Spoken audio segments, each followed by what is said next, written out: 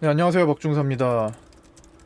자, 오늘 시장 세 가지 정도로 요약해서 말씀을 드릴게요. 어제는 김정은의 어떤 소식이 각 언론사마다 계속 왔다 갔다 하면서 그 현황을 파악하기 위해서 굉장히 에너지를 많이 소비한 하루였는데, 오늘은 굉장히 편안한 하루를 보냈습니다.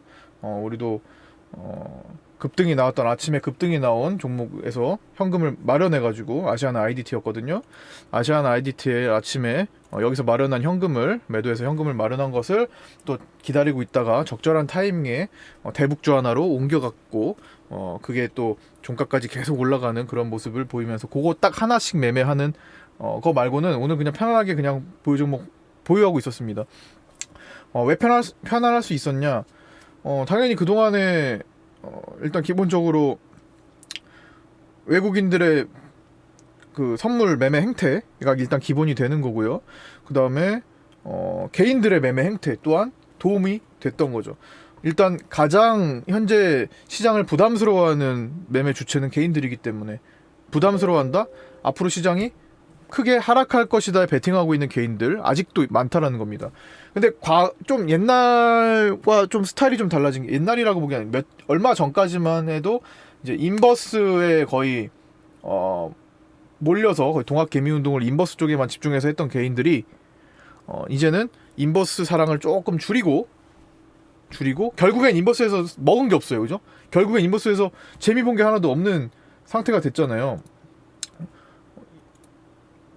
이 구간에서 이 구간에서 재미 본 게 하나도 없단 말이에요. 그냥 뭐 찔끔 여기서 잠깐 뭐 8, 9% 반등한 게 다겠죠.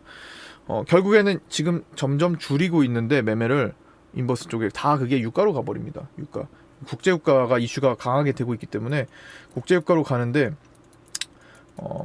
다 지금 ETF로 넘어가고 있는 거죠. 좀 개인들의 ETF 사랑이 지금 엄청난 것 같아요.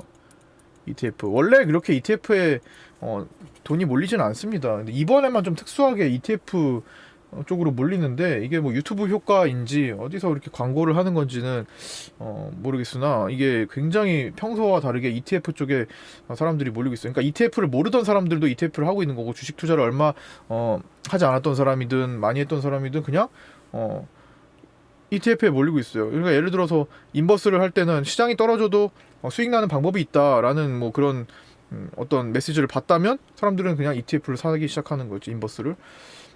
근데 이제 인버스보다는 오늘 이제 이번 주부터는 지난주부터 이제 생긴 건데, 유가 선물, 원유 선물 인버스래 원유 선물 ETF 쪽으로 굉장히 큰 돈들이 이동하고 있어요.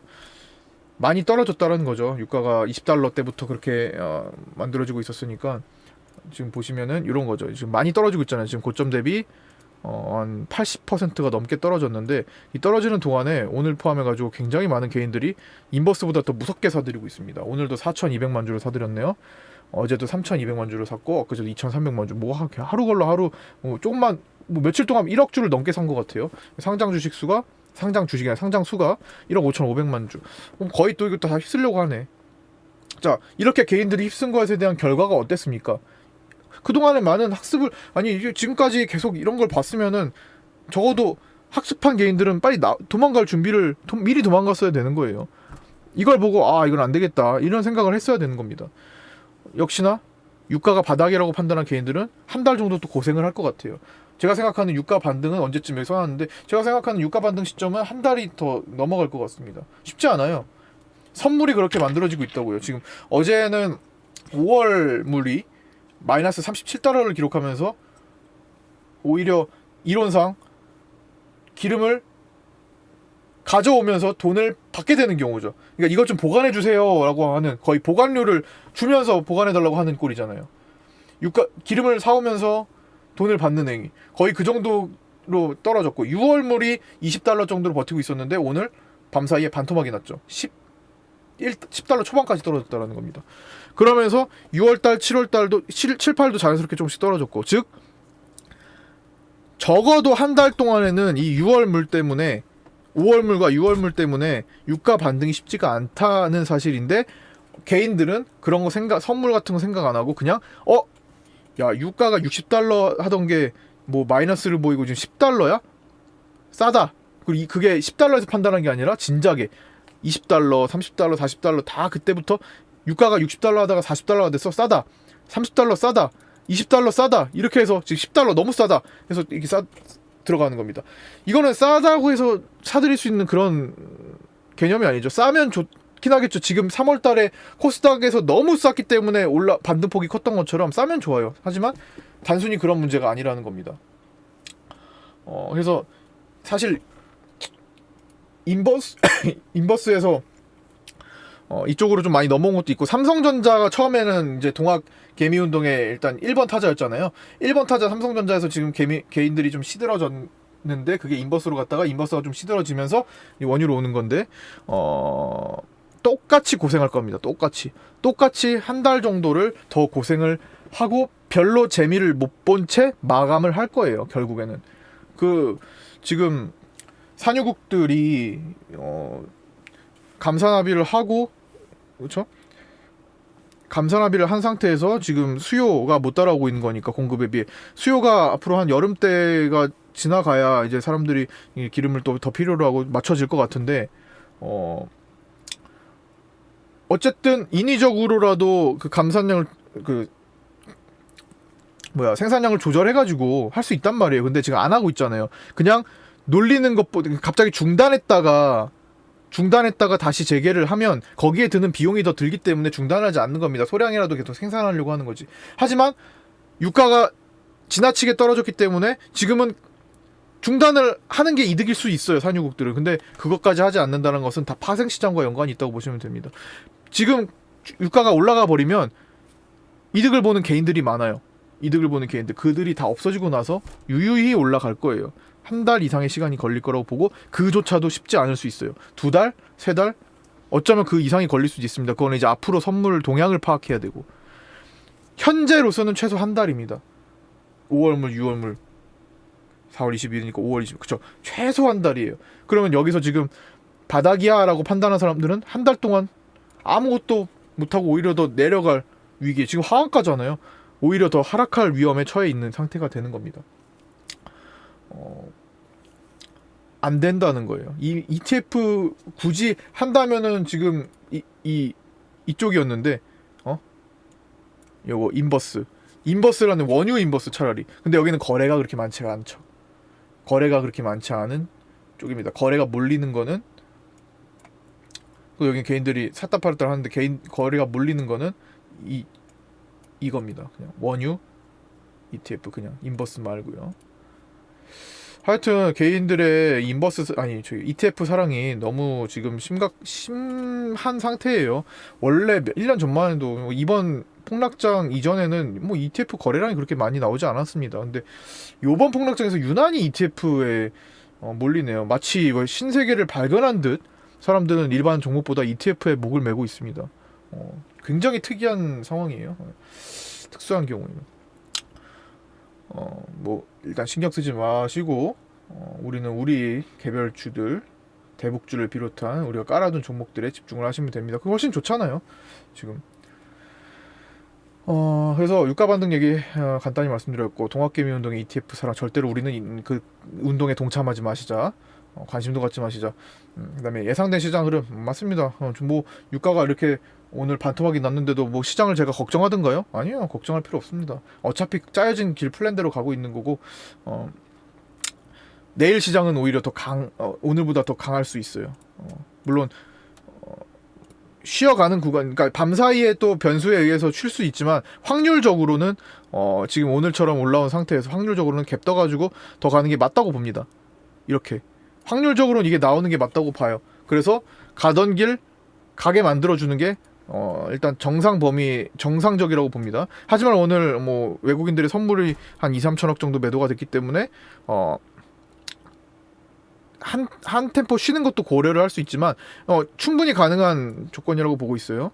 그 다음에 코스피도 지금 딱 코스닥이 먼저 넘어갔던 이 라인들을 못하고 있죠. 일목균형표상에 구름대 라인을 못하고 있는데, 내일 건너갈 수 있다고 봅니다. 아니면 이렇게 건너갈 수도 있고요. 어쨌든 건너가는 방향으로 가겠다라는 겁니다. 코스닥이 먼저 움직였고, 그 다음에 또 뭐 체크할 게 있나? 저거 공포지수, 변동성지수, 공포지수. 어이구 음봉 더 내려와야죠.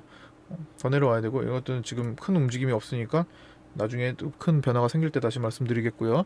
그다음에 오늘 막판에 대북주들이 많이 움직였습니다. 특히나 이제 건설 토목 섹터에서 가장 대북주에서 중심이 되는 건 사실 건설 토목 섹터예요. 어차피 북한이 갈아엎혀지면은 다시 건설해야 되고 다시 뭐 다 만들어야 돼요. 그래서 건설 토목이 셀 수밖에 없습니다. 그게 실질적인 매출이 발생할 수 있는 구간이 그 종목들이고, 거기에 기대감이 붙을 수 있을 수밖에 없어요. 뭐 사실 뭐 통일이 되면 바로 현대건설을 사야 된다 막 이런 거랑 비슷한 개념인 거죠. 어쨌든 오늘 그쪽에서는 이화공영 특수건설이 오늘 주도했고, 우원개발 같은 것도 같이 가세를 했습니다. 우리도 그쪽에서 관련주들 오늘 추가한 것도 있고, 아무튼 오늘 갖고 들어가고 있습니다. 아직 매도 없이 가고 있어요. 수익 중으로. 그 다음에 또 하나 체크할 거 뭐 삼성전자, 셀트리온 헬스케어. 자, 셀트리온 헬스케어가 오늘 코스닥의 중심을 잘 잡아줬다는 사실을 말씀을 드리면서 마감을 할 건데요. 셀트리온 헬스케어는 제가 이틀 전에 주제로서 다시 전에 말씀을 드린 바가 있고, 예전에 제가 이제 유튜브 영상을 가시면 유튜브 영상 목록이 나오잖아요. 그때 제가 그날 유튜브 영상을 제가 뭐라고 찍었냐면, 제목을 오늘이 그날이라고 찍었습니다. 오늘이 그날, 그렇죠? 오늘이 그날인가 이렇게 말씀드린 적이 있어요. 보여드리면서 할까요? 간단히.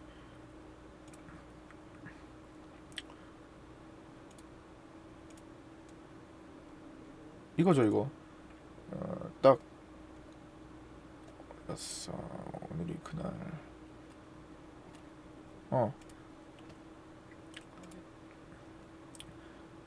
이거를 제가 제목을 이렇게 그때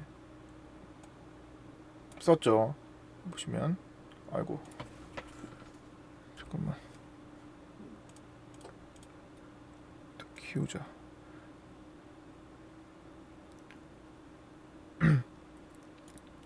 이거 보시면은, 그쵸, 오늘이 그날, 이날 상한가 간 날입니다. 셀트리온 헬스케어의 첫 상한가 의미, 검색해서 보세요. 검색해서 보시고 제가 그때 뭐라고 말씀드렸는지, 과연 이 의미가 어떻게 앞으로 펼쳐지는지 보시면 지금까지 흐름, 제가 지금 이끌어드리고 있는 내용 설명될 수 있을 겁니다. 중심을 잘 붙잡고 있다. 그래서 이것도 참고를 해주시고요. 못 보신 분들은. 어쨌든 셀트리온 헬스케어는 코스닥의 1등이고 코스피 1등인 삼성전자와는 전혀 다른 모습을 보이고 있습니다. 얘가 지금 움직이는 자금들이 그런 형태로 가고 있다는 거예요. 시장을 중심을 잡아주는 역할을 하고 있다는 겁니다. 얘가 호재가 있든 악재가 있든 그것보다는 일단 얘의 역할에 먼저 그 돈이 쓰여집니다. 프로그램이라든지 기관 외국인 자금들이. 그래서 거기에 주목을 하면서 오늘 봤고요. 일단은 셀트리온 헬스케어가 중심을 잡으면서 시장이 같이 어떻게 매칭이 되는지에 집중을 하면서 우리는 시장을 판단하는데 조금 더 확률을 높이는 어떤 결과로서 활용을 했습니다. 자, 다른 걸 좀 볼 게 있나 봤는데 시간이 너무 많이 흘러서 이 정도로만 마치도록 하겠습니다. 모두 고생 많으셨고요. 내일 뵙도록 하겠습니다. 마칠게요. 수고하셨습니다.